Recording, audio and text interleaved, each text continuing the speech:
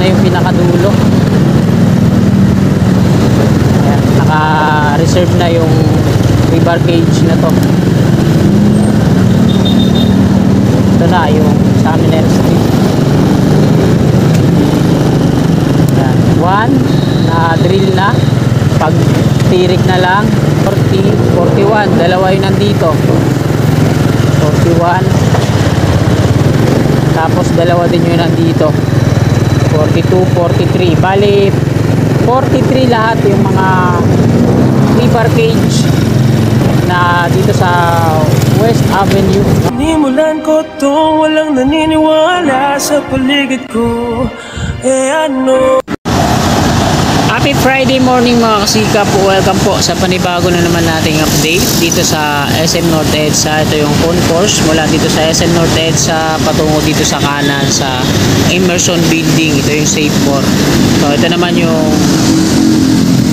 bus station dito sa Center Island, ilalim ng LRT1 na ginagawa nila. Kung mapapansin natin mga kasikap na buna yung hagdan. Ayan o, nakaraan nagre-rebar pa lang sila, pero tingnan nyo naman nadadaanan na. Ganon din dun sa kabila, tapos dito sa tawid sa may Emerson Building meron ding hagdan. Yung nandiyan dyan sa may bandang gitna, elevator po pala yan. Ito, ayan yung malaking parang pier, kala ko nga pier eh, solid eh, pero butas pala yung loob. Elevator po pala yan, yung ginagawa na yan. Tapos dito naman sa likod natin, ito na yung mga columns na para sa bubong. Mga maliliit na columns na to, hilera patungo doon. Nandito nga yung mga workers, yan, wini-welding nila yung pinakataas para paglagyan ng biga para sa bubong yan. Tapos yung flooring niya dyan sa baba, pinantay siya dito sa pavement sa highway. Wala siyang nakaumpok dyan sa gitna. Tapos sinemento na nila, na pouring na.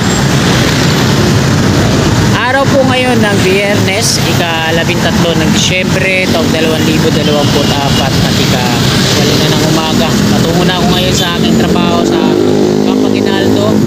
At syempre daanan po muna natin dito, update natin. At ayun nga mga kasikap, nakunan na po natin ang update dito sa may SM North EDSA. Ito yung concourse, tapos yung bus station na pinapagawa ng SM. Nakunan na po natin ang update dito sa SM North EDSA. Ito yung ginagawa nilang concourse at yung mismong stasyon.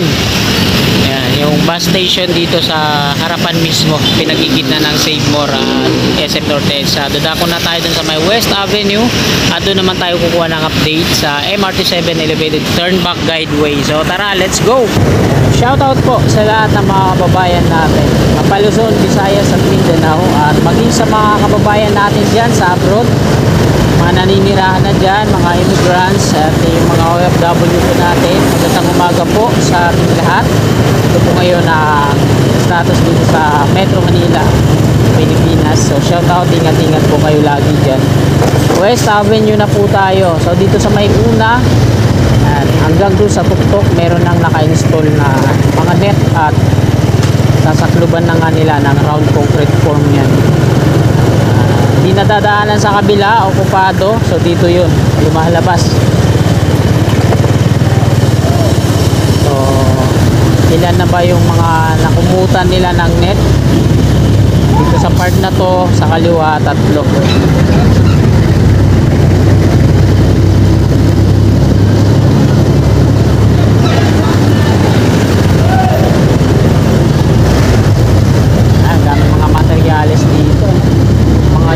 Pipe na mahaba.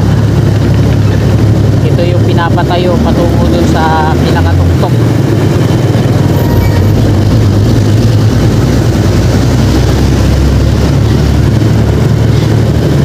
Sa last update natin, meron na lang tinatayang 5 na hindi pa na-tirigan ng rebar cage.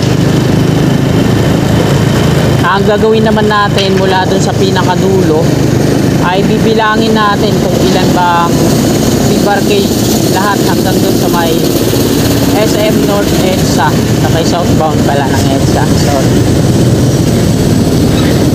Isama na natin itong mga hindi pa na itirikan ng rebar cage sa bilang, no? Bilangin natin kung ilan.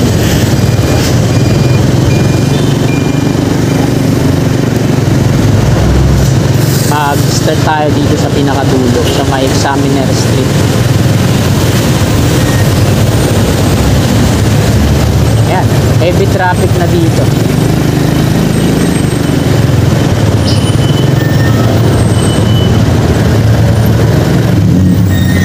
Masikip na yung kalsada, mayroon pang mga obstruction dito, no? Ginawa pang parking area to. Kaya paano kaya yan?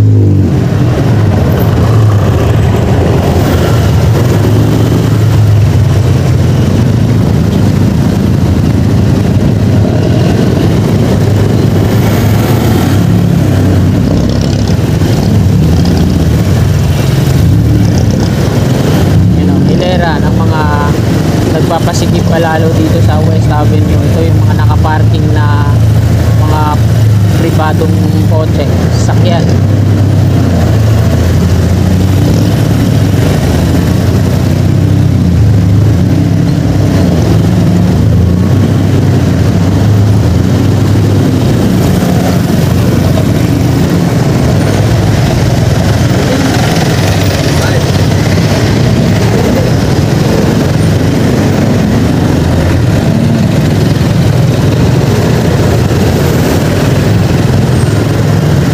Tayo magbibilang sa kabila para tuloy-tuloy, hindi tayo mahinto-hinto dahil matraffic. Sir, motor sir, pwede? Motor?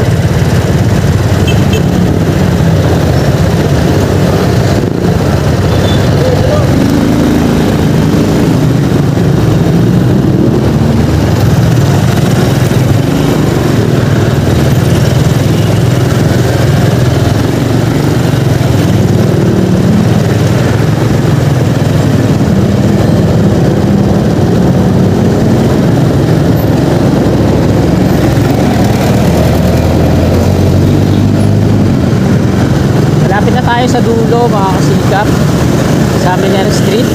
So dito tayo mag-start ng counting natin kung ilang pier o rebar cage yung kabuuan patungo dun sa SM North EDSA. Sobrang traffic. So makikita naman natin na halos lahat na, no? Ito na yung pinakadulo. Ayan, naka-reserve na yung rebar cage na to. Ito na yung Examiner Street. Ayan. 1 na drill na, pag tirik na lang. Tapos ito yung pangalawa, 2 3 4 5 6 7 8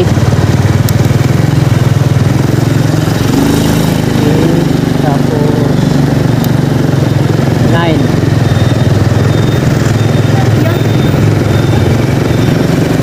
10 11 12 13 14 15 16 17 18 19 20 21 22 23 24 25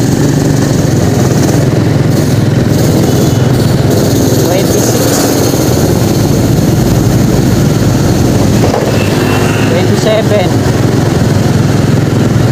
28 29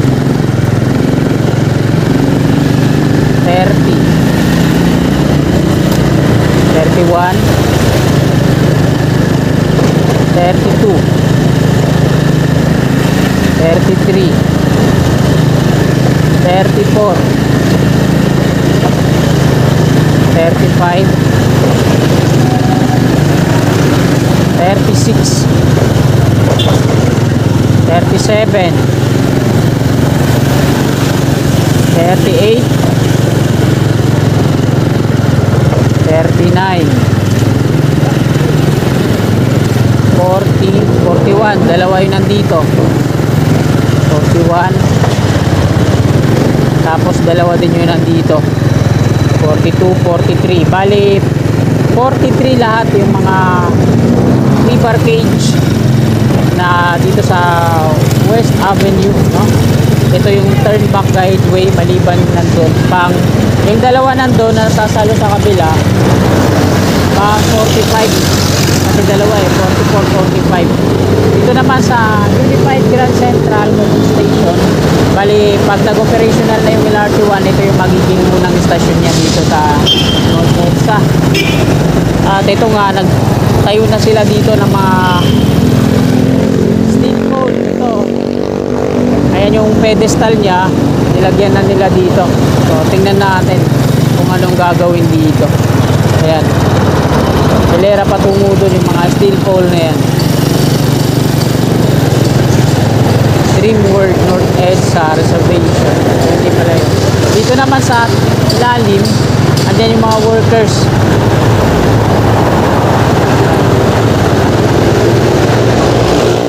Yung tatlong magkakabahagi na yan na parang pundasyon, ayan yung ginagawa nila dito sa ilalim. Unified Grand Central Station. So, tingnan natin, i-update naman natin lagi ito kung ano yung gagawin nila dyan. Makikita naman natin yan. So, ayan mga kasikap, dito na po nagtatapos tong video na to. Maraming po salamat sa patuloy niyong suporta sa aking munting YouTube channel. At sana, bago nyo lisanin tong video na to, hindi po ako makikiusap, palike na lang po sa mga kasikap naman natin na naabot na hindi pa nakakapag-subscribe. At willing po kayo na magsubaybay o sumuporta sa akin, i-click lang po natin yung subscribe dyan sa baba, sa gawing kanan at yung katabi niyang bell. Tatlong bell po yan, nasa taas po. Bell all po natin para lagi po tayo manonotify sa aking mga bagong upload. Hindi na po tayo magsisearch. Magandang umaga, God bless po sa atin lang.